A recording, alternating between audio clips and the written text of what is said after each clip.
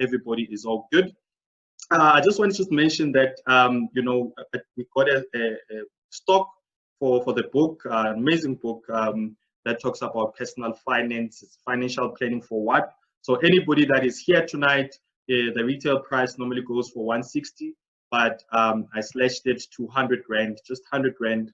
You can be able to get yourself a copy of this amazing book talking about black tax, property investing, the power of stock fail, difference between debt consolidation, debt canceling, so you can be able to get yourself a copy. So yeah, so hit me up, on my number 074-412-7614, so that you can be able to get yourself a copy or any of my social media platforms.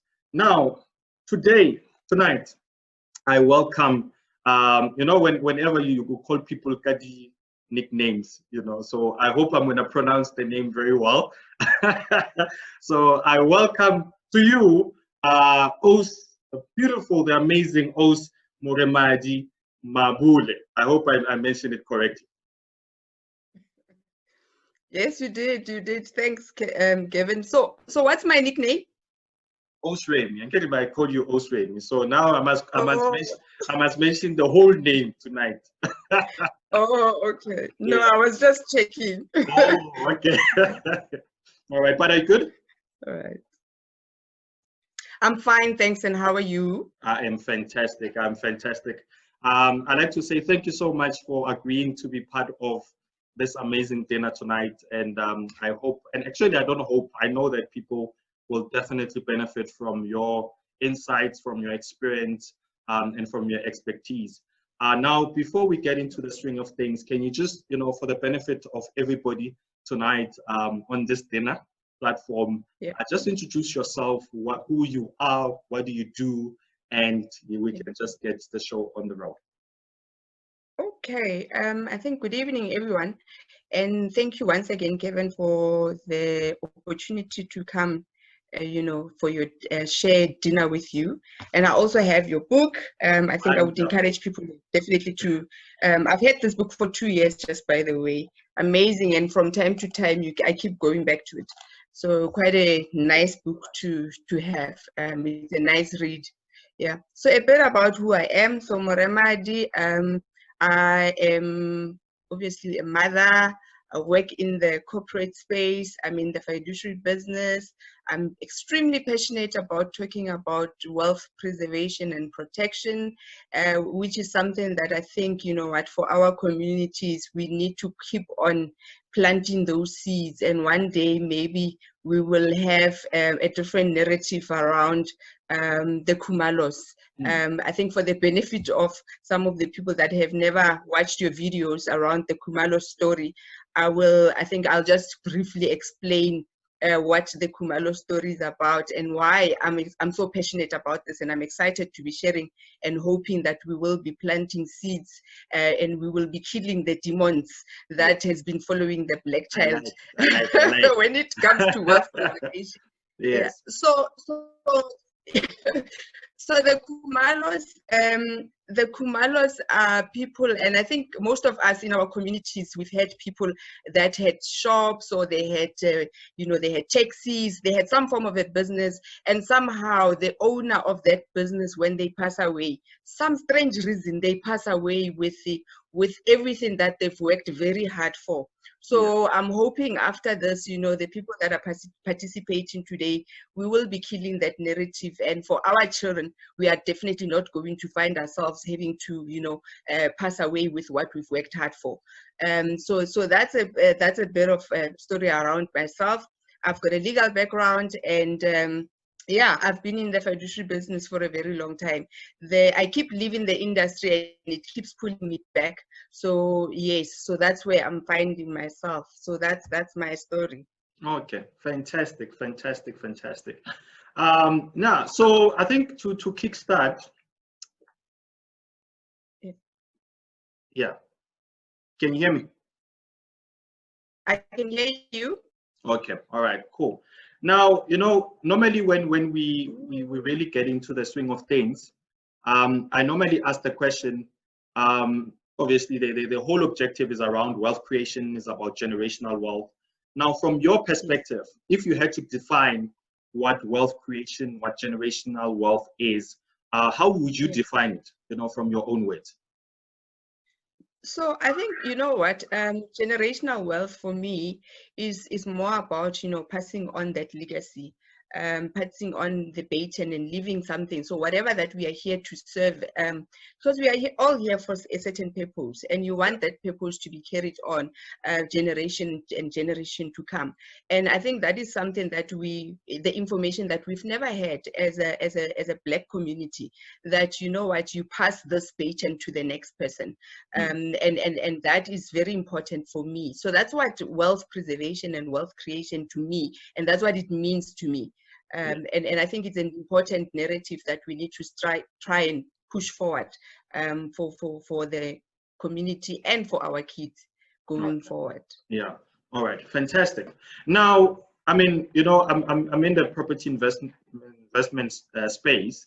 Now, I sit with people on a daily basis, and one of the things that I don't know whether I say shocking or not, is the concept around a will, the last will and testament. Now, what exactly is that? Because I think a lot of us, we don't even know what this thing is all about. When we say a will, what are we talking about? Yeah. So I think, you know what, I like the angle that you took with your question, that a lot of times people don't want to talk about wills because there's several myths around the actual document itself. But let me go into the legalities about what. Now, I mean, I think, I know obviously we always maybe try not to scare people, around just what happens, when one doesn't have a will. But maybe just to touch on that, what exactly happens? Because, I mean, we can sugarcoat things as much as we can, but the reality is a reality. If, there's certain ramifications for one not to have a will, we need to know about that, because for me, we can't change that notion of if we don't know what are the ramifications of our actions. So what really happens if there is no will when one passes away? Okay, so when somebody passes away and there is no will in place, what will typically happen? So first of all, the trauma that the family is going to go through. Let me explain. So normally when somebody passes away, a lot of times, where do people go? They go to the bank. They go to the employer. Those are the first places where people run to when somebody has passed away. When you get to the bank will say, oh, okay, you were married. How were you married? If you are married in community of property, then what the bank does, they freeze their accounts. And when they freeze Mr's account or Mrs. the account, then, both the accounts are frozen. Then they would say to you, okay, because now you've reported that somebody has passed away, there was no will, you must go to the master's office. You go to the master's office. When you get to the master's office, the master will say to you, what is in the estate? Very important, because if in the estate you've got an asset base that is more than 250,000, the master will say, go find a lawyer to assist you. So you can imagine it's the running around. While if you had the will, already you are channeling people to go somewhere. You are saying, go to my executor and they'll be able to assist you. So if there is no will, you've got that running around. Firstly, it becomes an admin nightmare, because now people are being passed from pillar to post before they even get to some form of help. Then they get to a lawyer. When they get to a lawyer, there's consultation fees, there's this, and the lawyer will be assisting in terms of, okay, we will be winding up the deceased estate. Now let's look at who are the beneficiaries. And in the Black community, unfortunately, I'm going to sound very controversial. We do find that we've got skelempis somewhere, we've got the small house somewhere, we've got hidden children somewhere. And those are real issues that we're finding ourselves. And now there is no will, then there's a train full of children, then how do we deal with the situation? Then that's when you sit and you find that a lot of times the estate can't be wound up because there's just an admin mess. And imagine if you were creating wealth and you leave an admin mess like that. Yeah. And that is very concerning. So that's what happens in that case. Okay. All right. And can I just maybe ask everybody, is the sound okay? Because I see that is struggling there. Is everybody okay? If maybe you can just do like a, press something so that we can just see that the sound is okay. All right. So I see that Tom, I don't know if maybe you need to put on, because sometimes you need to put on your earphones to be able to hear, because I see that everybody is okay. So maybe it's just on your side. If maybe you can put in some earphones and then you'll be okay. All right. Okay, cool. All right. And then now also, now with regards to the fees, well, of course, okay, maybe before we even get to the fees. Now, sometimes they say that, I've heard people say, I wrote something in a letter as my will, does that suffice? Or do people need to go to the bank or need to go to a professional to draft the will? Yeah, so that would suffice as long as it's signed correctly. And there was witnesses, so that would suffice. That because the act is quite clear. The will needs to be in writing and it needs to be signed and there must be witnesses. It's as simple as that. So that would suffice. But in that case, because maybe you wrote it on a piece of paper and you didn't nominate like an executor, what will happen in that exercise? You'll be going to, to the bank to negotiate with them if they can take as an agency estate. That's what we call an agency estate. So you give them a power of attorney, they act on your behalf. So those are some of the dynamics. However, you know what? It's not advisable because you could be missing some of the important factors. Okay. I think I also want to add there, during the exercise of actually drafting a will itself, that's when we introduced the concept of estate planning. Yeah. Which is quite important because when you're sitting down and you do a will exercise, you are able to actually look at some of the things that are likely to be a problem. Yes. One of the most important things that we are, unfortunately, it's a huge challenge in the industry is that when we're winding up deceased estates, people do not have enough liquidity. Okay. So you live a life where you live like the Joneses, you drive like the Joneses, and when you pass away, you find yourself having to move back to Mamelodi because you did not actually, you don't have enough liquidity in the estate. A lot of people are living without liquidity in the estate, and that is a challenge. And we are having to, as the executors, we are having to actually, sell assets because there isn't enough liquidity there. So when you write that piece of paper and you just want to do it, at least I've got something in writing, like I said, it will suffice. But however, it doesn't, give you an opportunity to actually go and do a proper estate plan and look at those challenges, because those are real issues. 60% of the estates that we have come across do not have liquidity. And that means we need to sell assets. Yeah. So now, we use jargons, and somebody today said, the two most, my two most favorite words are capital appreciation and liquidity. Yeah. Now, when we talk about liquidity, what exactly are we talking about? Because it sounds like a big kind of jargon name word.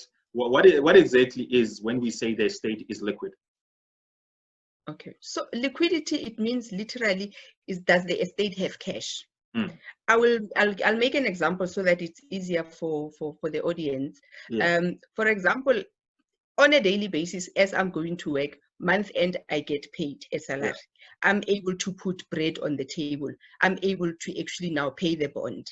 So when I pass away, that bond, if I didn't cater for it from creating cash to pay for that bond when I pass away, when I pass away and there is no money to pay off that bond, then it needs to be sold. The asset itself needs to be sold. So liquidity, we're talking about the actual cash in the estate to cater for those expenses.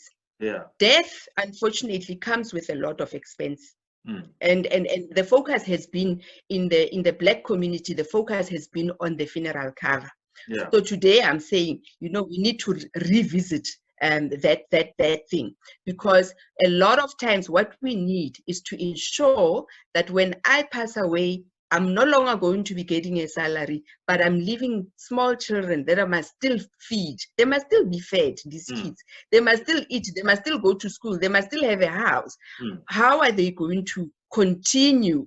And that is where we're talking wealth preservation.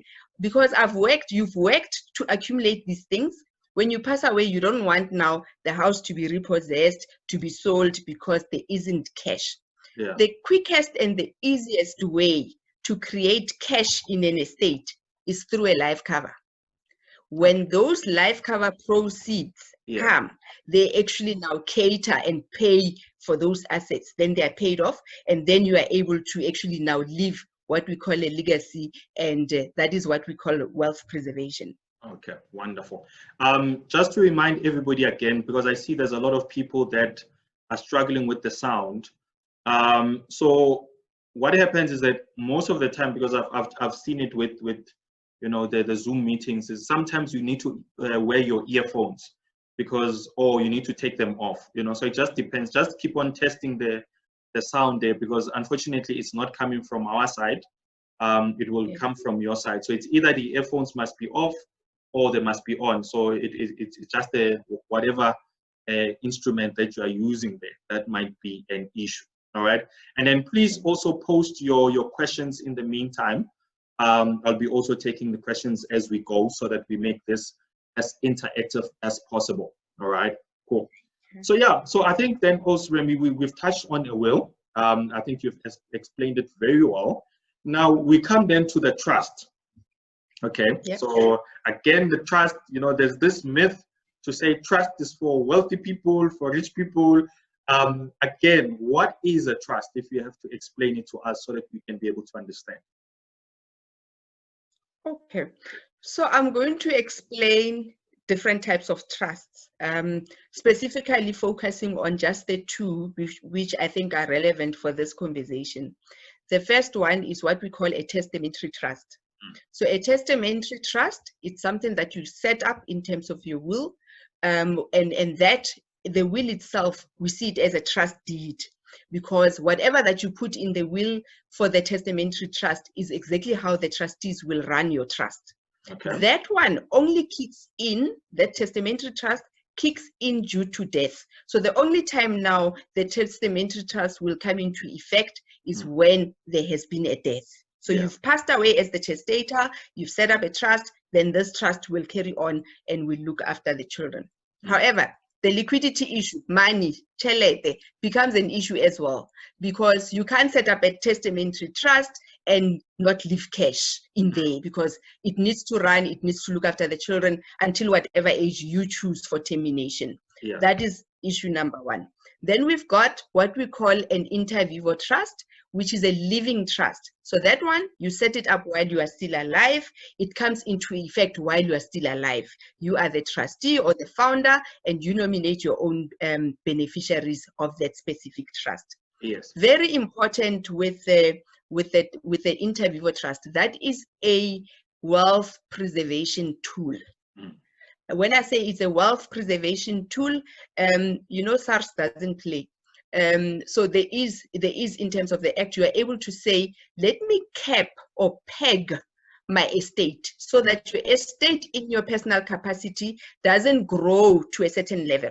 So when you get to 3.5 million, if you are single, when you get to 3.5 million asset base, you're not supposed to be growing your asset base above 3.5 million, because you're going to be hit by what we call estate duty, which is a tax. It's tax implications. So what we do in that event, so when you hit 3.5 million, I'm talking about somebody who's single, then you want to grow your asset base outside your personal estate, which is now you can grow it into a living trust, which is an IV trust. Okay. So that is a tool that can be used for wealth preservation. The beauty with that institution itself, the trust, it does not die with you. When you pass away, it continues. Yes. It continues, and that is where, you know, we've heard a lot of stories around, you people are trust babies, they've got money here, they've inherited so much. Those are the vehicles that people used to actually now grow the asset base, and that you can actually protect yourself from insolvency. So it's got a lot of benefits, the actual inter vivo trust. However, very important point, we need to make sure when we set up that kind of a structure that you remove yourself. It becomes an entity. You can't run it as if it's your own property, it's your own, you know, assets. It must be run properly. There must be trustees. You need to appoint an independent trustee. There must be an accountant. There must be lawyers. It must run properly, because it will be audited. Because otherwise SARS will see it as if now this is now a legal jargon that I'm going to throw in. It will be like an alter ego. You're running it as if it's your own asset, and you can't do that if you want to get the benefit out of it. So, but it's a very nice tool that can be used for this exercise. Okay. So now one can sit and say, but I don't have any assets, right? Like, so for me, even setting up a will, I don't have, but maybe I have a life cover, but no assets. Do I still need a will in that process? Yes, I think, you know what, that's because I think today what we're trying to do, Gavin, is to change the narrative, guys, to say, you know what, let us proactively do some of these things. So you don't have assets according to you, and in most cases those are myths. Those are myths that I come across a lot of times. Somebody says, no, I don't have assets, but they've started working. Before you know it, they bought a car. Before you know it, you know what, they've got this, they've got that. And they've never actually, you know, made an effort to go and draft a will. So you'd rather have something, and if there isn't much to distribute, it's okay. But if you own an iPhone and you own a pair of, you know, whatever, Gucci, whatever, those are things that you can bequeath. I mean, so the act is also quite clear that the age, somebody who's at the age of 16 can actually draw up a will. So we don't have to be, you know, it doesn't say anything about the estate value. Yes. Okay. All right. And then I think then maybe let's then get into marriages, because I see that is also a very a very different, I won't say difficult, you know, because marriage is a beautiful thing, but it can be very stressful. I think firstly, let's start maybe on the topic of the types of marriages, you know, because I think sometimes we take for granted the different types of marriages. What are the different types of marriages, and how do they work? So I think there is somebody now on the other side. Okay, let me mute them. Yeah. Okay. Okay. All right. So I think I like your question. It's very important, and you know, I feel like now this is a nice platform to be talking hardcore stuff. I know. So we're going to the bed. Yeah, I'm going to. So we're going to be as blunt as it is. Yes. So there's different types of marriages. Different types of marriages in South Africa. One of the marriages that a lot of people are exposed to, it's marriage in community of property. I'm going to, I mentioned it first, but I want to deal with it separately. I'm going to spend a good 2 minutes on it. Then we've got out of community of property, and then we've got out of community of property with accrual, and then we've got customary marriages, which I want to spend another 2 minutes on. Then we've got in terms of, you know, Muslim rights. So we've got religious. So those are the ones that we currently are recognizing. Okay. So let me go back to in community of property. A lot of people are married in community of property. However, they do not understand their marital regimes. They don't understand how it works. They don't understand, you know, the implications of it. And I think, you know, let me reiterate that in community of property, it's in community of, you know, the good and the bad. it's in community of the assets growing, and now the whole of debts growing as well. So you are stuck in that kind of a, because you deal with it as a holistic. So a lot of times I've seen people that come and have a conversation around their wills, and they want to set up a will, and they come alone, but yet they are married in community of property. I said there is freedom of testation, you can do that. However, the challenge is there. We are dealing with half estate. How do we deal with half an estate if I'm doing a will for somebody who's coming from a joint estate? So that is important. It is a challenge, and we get it a lot of times, because you sit down, somebody says, I want to leave my house to my mother. But yet this person is married. Are you saying now your mother is going to come and live with your spouse? Those are some of the things that, you know, people, if you explain it to them, then they start thinking, and however, it's because maybe they feel, you know what, I want everything going to my spouse, I mean, to my mother, not to my spouse. But is it practically possible? So that is the challenges within community of property. People need to understand that, you know what, whatever your wishes, make sure they are practically possible. Now, the other one that I said I want to spend a bit of time on is customary marriages. I think I want to kill it out there. That one is a problem. So let's kill it. I think let's kill let's kill the issue around they come into mind whenever we talk about such things. Absolutely. One of the things that I need to kill, I think, as the way to go when we're talking about customary marriages, is that people need to understand that fat and set, people coming in and staying with you, and somebody now they've paid, they came to say, you know, bakokotile fela type of things. Those are not recognized as marriages. The Recognition of Customary Marriages Act is very clear. It talks about 3 requirements, and those 3 requirements must be met. And, you know, and I always advise people, if you are married in terms of customary marriage, go and register it, so that, you know what, at least you don't have to be worried about, you know, is it going to be recognized? Is it going to be disputed? In the Black community, unfortunately, when somebody passes away, that's when you see true colors of family members. Unfortunately. So the lobola letter will now have disappeared. People would have even now said, no, we never celebrated this marriage. So this was not a complete marriage. We just went there to say we renyaka onyala, and we didn't complete anything. So we find those kind of dynamics when we're dealing with customary marriages. So the requirements are straightforward. It says the people that are getting married, they must be 18 years and above, and they must have consented to the marriage. Number 2, the marriage must be negotiated. The third one, it must be celebrated. So you can imagine, I mean, it's challenging. Tsonga people, when they do their celebration, is completely different to Pedi people when they do their celebration.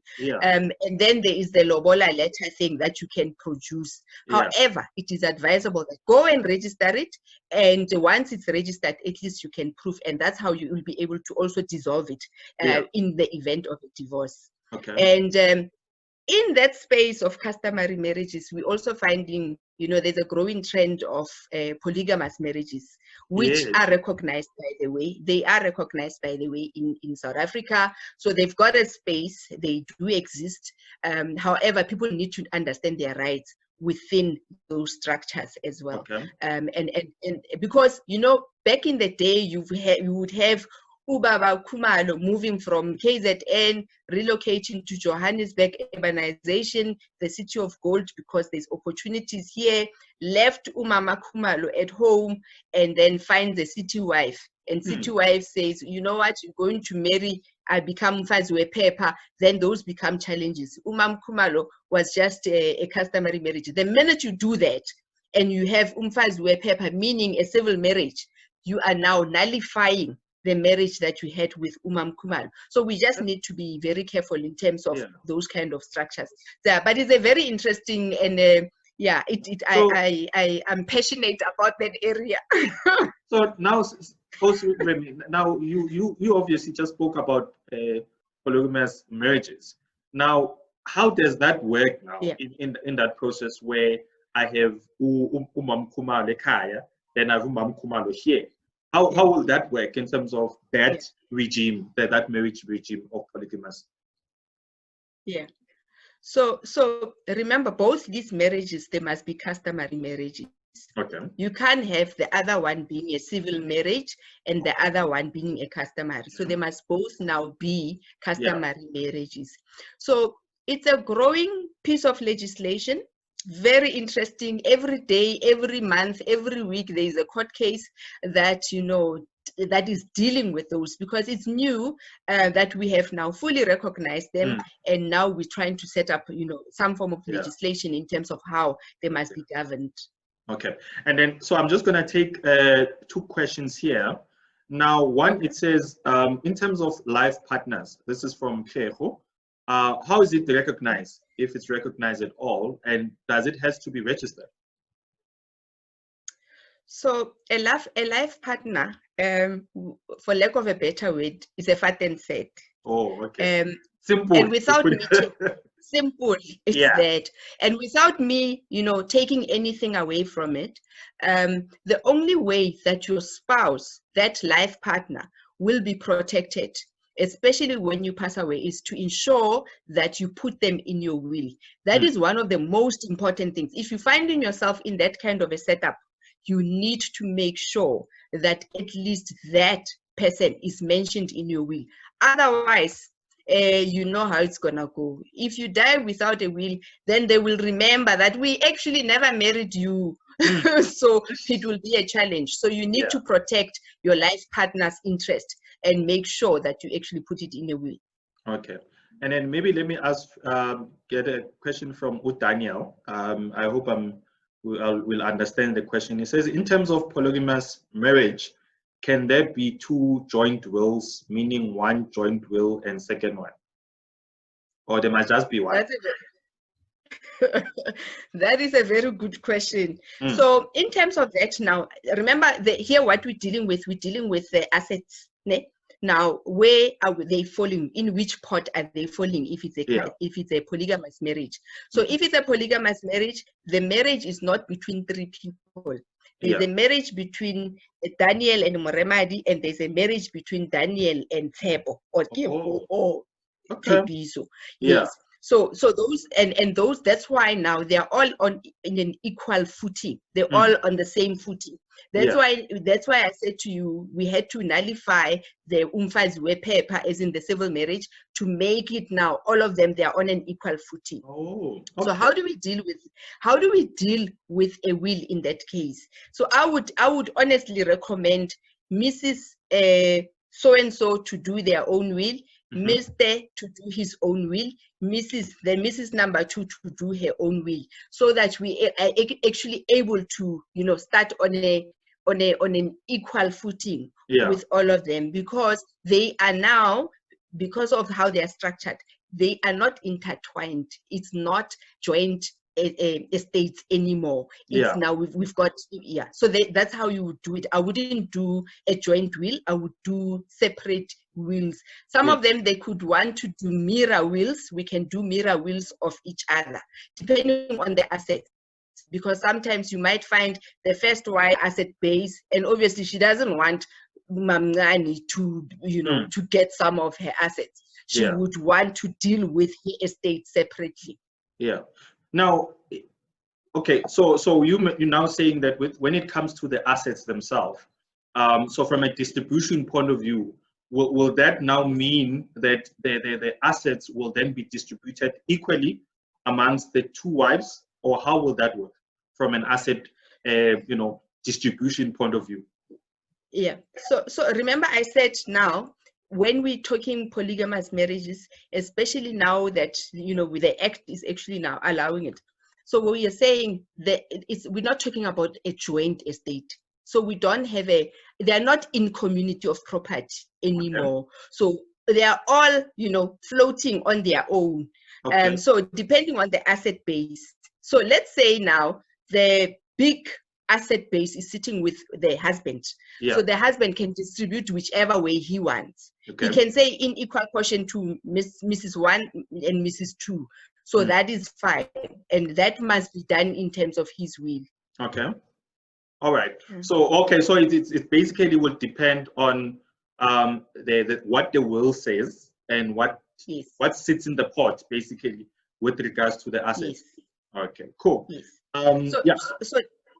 Yes. Just to emphasize, if now it's not the husband that's dying, it's the Mrs. that's dying. Mrs. 1 is dying. Yes. In her asset base, she'll be able to bequeath to whoever she wants to bequeath to. Oh, interesting. Okay, cool. Let's take another question from Mr. Muale, who says, how do you join the will and the trust? And how important is it that they are synchronized? And secondly, how difficult it is to transfer your existing assets into a trust? Okay, that's a very good question. So these are two separate documents that you need to do. Remember, a trust is an entity that we draft, we set up in terms of a trust deed. So the trust itself, what you need to do is, like I said, it's a separate entity. Yeah. The will needs to speak to the trust. So you can't be saying other things that are contradicting the intention of you setting up the trust in the will.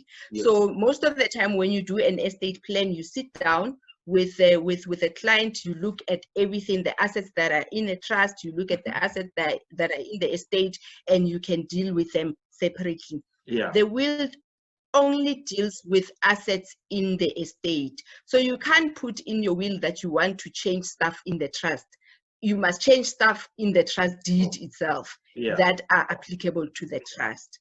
So the next question is, how difficult is it to transfer assets from your personal estate to the trust? So it is a costly exercise, particularly if you're transferring assets like fixed property. You will encounter CGT, you will encounter transfer costs, because remember, you are moving an asset. It's like now you are relinquishing the assets to another entity. So there will be those cost implications there. Yeah. So a lot of times it's advisable, especially if you're buying into property, to buy it already in that structure. Then it becomes a quicker and a less expensive exercise to do it that way. Okay. And I think then you needed to touch on the accrual part, the marriage type in terms of accrual. Yeah. How does that work? So the marriage in terms of accrual. So how that works? So it's two. So today, Gavin and Moremadi get married. Gavin has properties already. Moremadi has properties already. We decide we're going to, draft an antenuptial contract. Those assets that we came with remain where they are. And whatever that we are going to be accumulating today, the both of us, is what we are accruing. That is what we call the accrual. And that's how that marriage structure is. It's important that I emphasize on this one as well, given that a lot of times people don't know when to set it up. Once you've explained to people the implications of incommunity of property, then people will say, no, I'd rather have the accrual. Remember, you need to have an antenuptial contract before the day of marriage. So it's important that you actually go and register it before. Yes. So before so that's where you must go in. Before you must go see an attorney who will do that exercise for you. Yes. Oh, okay. All right. Because that's very important. And a lot of times people find that it's a little bit too late. They've done the and then now the marriage is registered and it will be in community, while they want it out of community. All right. So also, let's now come to the kids, because I'm sure that a lot of us have heard about stories where, the parent, maybe one of the parents will pass away, and then whether it's mamngani or babungani comes into the picture. All right. But then you find that maybe I've passed on. I have kids, I've passed on. And then now maybe my mother, wants to hog the assets that I have, So we've had such things, whether it's the family or whether it's the spouse. how can I, as Gavin, protect my my kids from such things? What do I need to do from what you obviously have presented to us tonight? I think the first point that is very important that we need to do, a will actually helps you deal with those challenges. So when there is something written down, it's a will, it's a legal document. When the family comes in and they say, no, I want this, hey, he said I must get the car, he said I must do this, then the will itself will be dictating what needs to happen. But I also want to, you spoke about children. I just want to also now educate people that children in South Africa, they do not inherit directly until a certain age, particularly when we're talking money. Okay. So if it's very important that we understand that if you pass away and you leave minor children and there is no will, then it means now their proceeds, their money is going to go into the guardian fund.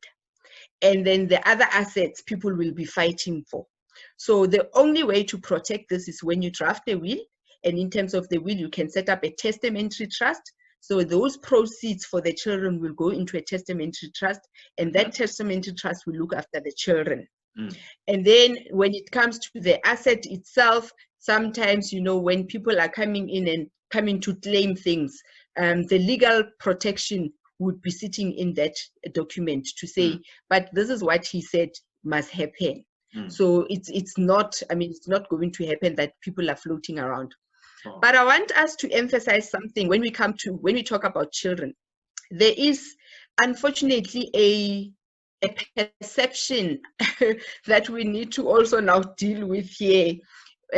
People would want to draft wills and nominate guardians for their children because the natural guardian is, in inverted commas, absent or useless or whatever. We're finding that it's unfortunately a growing trend that single parenthood is there. But the fact that you are a single parent does not mean now the natural guardian will be excluded in the process. Okay. But if you have a will and you nominate a guardian, which could be someone else and not the natural guardian. Natural guardian, I'm talking about the biological parent of the child. So if you choose to nominate someone else, you can do that. So you nominate someone else as a guardian, and maybe now the absent parent comes in and says, but I want my child. Very important that we need to understand that the master of the High Court, they look at the best interest of the child. So they won't take the child and take them to a stranger, somebody that they haven't seen all their lives, who now comes in because they are a parent. And so we need to just, when we're dealing with where there's minor children, important that you have a will, you make sure you nominate a guardian, but with an understanding that nominating that guardian doesn't mean now the natural guardian will be, discarded as somebody who's not going to be involved in the process. Okay, right. Yeah, so we're almost running out of time. Let me touch on another question then. In terms of a will, can it be read without everyone who is in it present? Or does everyone who has to be present on that day of the reading be there, basically? So, the reading of the will is something that we've seen in the movies. In reality, that thing doesn't necessarily happen. We don't call a family meeting and we now we're gonna read the will. That in practical, that thing doesn't happen. Okay. However, this is important. Yeah. Only the people that are mentioned in the will be privy to information from the executor.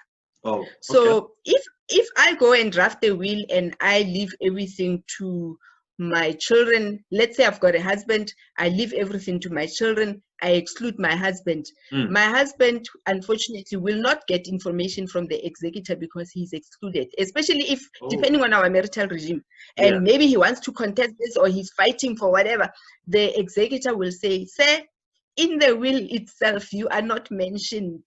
So we cannot give you information. we're dealing with beneficiaries here Okay. only. So Yeah. those are some of the so those are some of the challenges. So in reality, we don't sit down and do the reading of the will and the whole family is there, because who's gonna do it? Okay. So I The still get, executor is not gonna do it. so I'll still get my copy, or I still get the merits that sits within that will, even if I'm not there. Yes. Okay, Yes. fantastic.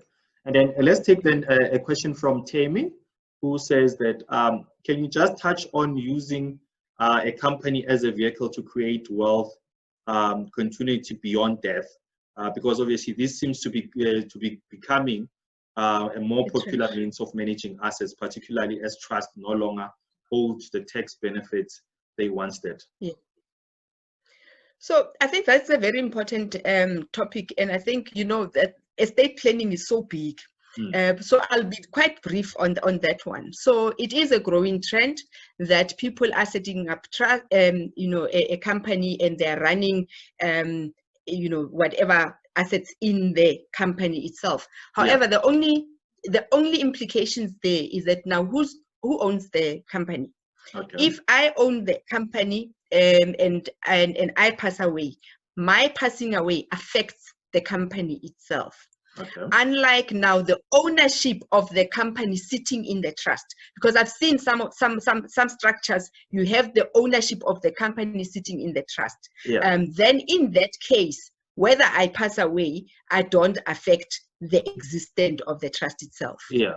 Okay. So then within that structure, then you say that the trust will have ownership of the company, basically. Of the company. Yeah. Yes. All right. Fantastic.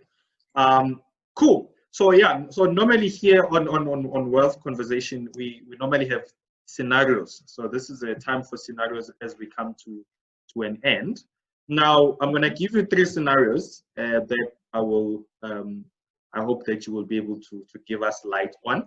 So these 3 scenarios then is 3 groups of people. So the first ones, they are in the early 20s. The second one, they are in the early 30s. And then the last ones, they are in the late 60s. All right. So now the first one, the somebody that is currently on their early 20s, what should they be thinking, around wealth creation? What are the things they should be doing, from onset at that age? And then same as somebody who's in the 30s, I mean, maybe I have my own house, family, but what should I be doing? What are the things I should be doing around wealth protection?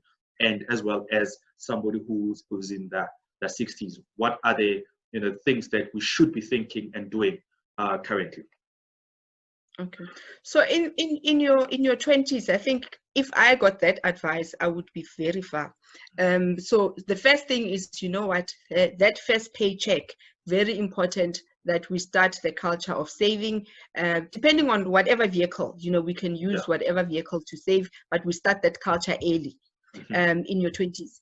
While you're doing that exercise, you start being accustomed to the environment of estate planning. You can have a simple template will, that way you just bequeathing everything to parents or whatever.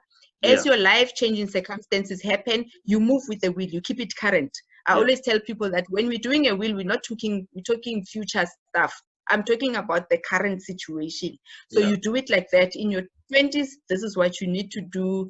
Change your will, keep it current, but it is important that you have one.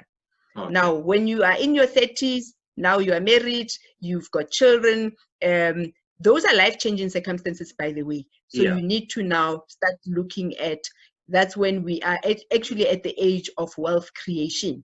You start looking at, how do I diversify? How do I grow into certain areas? How do I make sure that I start creating a legacy? Making sure that your will is current and up to date. When you by the way, when we talk about liquidity, life cover issues, when you are in your 20s, it's cheaper to get life cover then, because your health status is good and everything else, and the premium is affordable. When you get to your 30s, you start having, you are exposed to a little bit of high blood pressure. Life is starting to deal with you, then your premium starts a little bit, being a little bit, steep. But it's important to ensure that you have life cover at that time, because now you've got children, Now you've got assets. Remember, I spoke about liquidity at length. That is important, that a lot of people die and they find that, you know what, they don't have enough liquidity. Yeah. Then we move into your 50s. Into your 50s, I think a lot of times when you hit your 50s, people start getting worried. Do they have enough money to retire?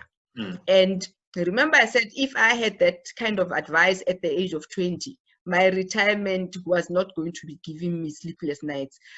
So those are quite important things that, you know, you start thinking around those. You start looking at now wealth preservation, moving assets, making sure that they are in proper structures, they are where they need to be, you know, so that you don't have to be worried. Now you start also thinking about passing on the baton, because that is very important as well. Making sure if you've got a business, you've got a succession plan in place, you've got a buy and sell agreement, those are important. And you start, you know, you start giving, you know, empowering your the next generation to take over from you. In your 60s, God willing, you know what, you want to be by the beach and hoping that, you know what, money is coming in, your will is up to date, everything is structured correctly, and you know, the business runs on its own if you are in business, or your career is solid, you are able to retire comfortably without having to be worried about finances. So maybe just to add a little spanner into this, and I think you touched on it just now, because I was going to ask you if whenever somebody starts thinking wealth protection, you know, just, you know, being aware and being intentional about it, that does it changes in terms of, does it changes how you now start to look at, you know, wealth creation and start actually implementing certain things for you to start actually get into that zone. So does that, you know, because I heard you touched on it a little bit, just, you know, but really that does that, you know, spark, if I have to say that, the wealth creation journey, if I may call it that way. Yes. So I think, you know, I think because at the beginning, I think in opening, I made people aware that, you know, when you are now talking as to a single person, I'm saying if your estate value is hitting 3.5 million, 3.5 million, given you are in property, to hit to 3.5 million is what? 2 properties already, you've got an asset base of 3.5 million. Already you don't want to increase it above that. So you should be thinking estate planning, wealth preservation. How do I now grow asset outside my estate? You know, those kind of, So that is important. To get to a 3.5 million worth of an estate nowadays, a lot of people are, because of, you know, we are more exposed to information and people are in property and so that sparks that, you know what is it that I need to look at? So now we've conscientized people to say your estate base is 3.5 million, then, you know, stop growing it in your personal capacity, find a different vehicle. Number 2, do you have a will? Number 3, if you pass away today, is your family going to be able to continue without you being there? So those are important factors that you need to look at from an estate planning perspective. So it does spark depending on where you are at in your life cycle. Okay, fantastic. And I think maybe just to, before we really wrap up, you know, obviously you spoke at length, and I think a lot of people have really been, you know, their eyes have been opened by the information that you shared tonight. Now, maybe just to summarize and really bring the point home around this notion, because it bugs me, you know, and I think that is why I even created this platform, to say that we cannot, you know, even now, this generation where, you know, we are passing on generational poverty from one generation to the next. And I feel that even with the information, with the education, with the money that we have, you know, our kids are somehow in danger of now inheriting whatever that we have inherited from our parents as well. So, you know, maybe just to summarize it, and then really, apart from the jargon and all that, how would you then say, how do we move forward from here? Because something has to give. You know, we cannot keep on going back. We work so hard to build these legacies, and all of it, it just it just, you know, goes up into smoke. How do we move forward to everybody that is here tonight, around this wealth protection, generational wealth story that we're talking about? Yeah. I think, you know what, one of the things that I would say it's my takeaway is we need to start engaging our financial advisors completely different. Because those are the people that are supposed to be giving you this information. Yeah. So I'm saying, you know, the takeaway here is go back, ask yourself, take a step back. You look at your circumstances. Yeah. You are married, you've got children, you've got a bond, you've got this. Do you have a will? Because let's start there. Yeah. If you don't have a will, okay, it's fine. Go and see a financial advisor and say to them, I'm looking for a will. And in that exercise, the second thing that you need to actually challenge your financial advisor is to say, do I have enough liquidity? Do I have enough money? If I die today, will my children be able to continue?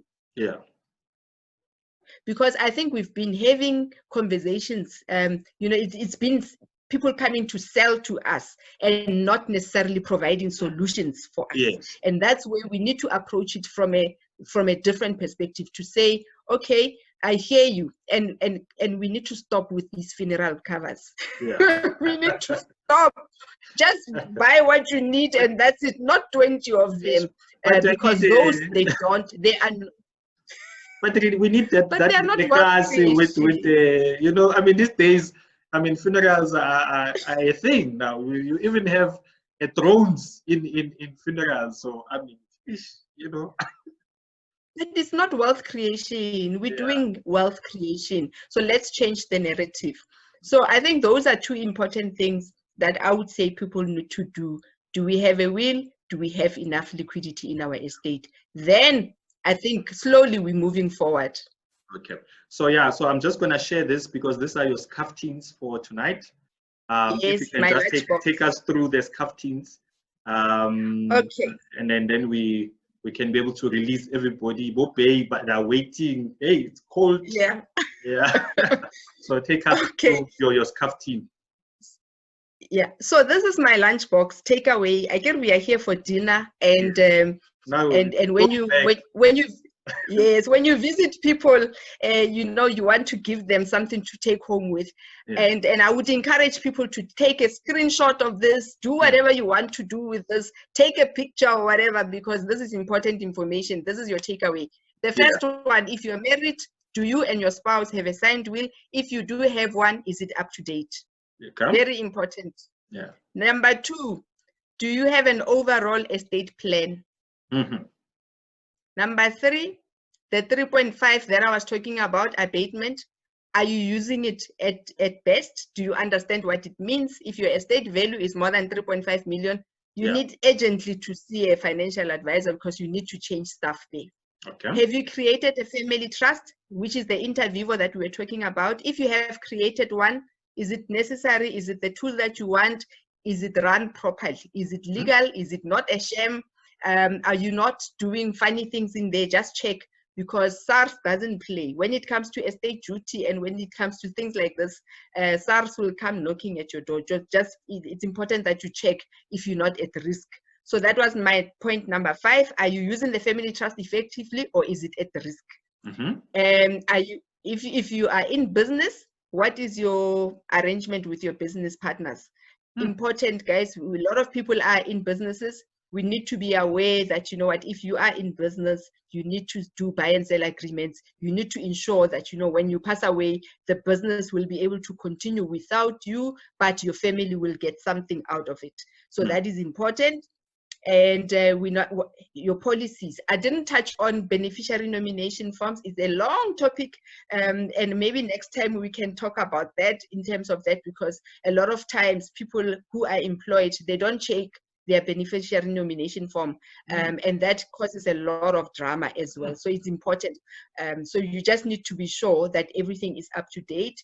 I did indicate that you don't want, now in policy documents, you don't want to leave you know, money, policy proceeds to minor beneficiaries. You can't do that, because it will go to the guardian fund unless you actually channel it via the estate, or you use other vehicles. Other insurance companies have beneficiary funds available for that exercise. And then, is there enough cash in the estate? I spoke at length passionately, I think, about that a lot of times we have to sell assets because there isn't enough cash in the estate. And then, who will receive your retirement funds benefits if you die prematurely? It's important. It speaks to the nomination forms. Very important that you look at that all the time, continuously keep it up to date and relevant. And will your family know where to go? I think in my opening statement, we spoke about families having to run around trying to find help. So if you've gone through this exercise, these 10 questions, I think, you know what, I've done my job. If everything has been covered and you're comfortable with it and you've done everything there, I think my job will be covered, and your family, really, we will be preserving the legacy, and your kids will be able to proceed without having to be dealing with the demons of people passing away with their falabo. Stops tonight. Stops tonight. It stops tonight. So, oh man, Osrimin, I don't know what to say. I'm blown away. I've learned so much, and I hope that everybody has learned as much as I did tonight. How do people get hold of you quickly, just in terms of your details, if they want to get in touch with you? What are the details? So my details, my email address is moremadi.mabule@sanlam.co.za. You can share it with them. I'm sure you can, you can share my email address with them. You can share I'm always on WhatsApp for Q&A. I'm willing to take Q&A there, but my email address will be fed, Will be fed. Okay, fantastic. So yeah, man, as I said, I don't know what to say. You know, I can see it, I feel it. This notion, tonight, you know, it's ending. But thank you so much. Thank you so much for coming through. I see the comments. I mean, people very informative.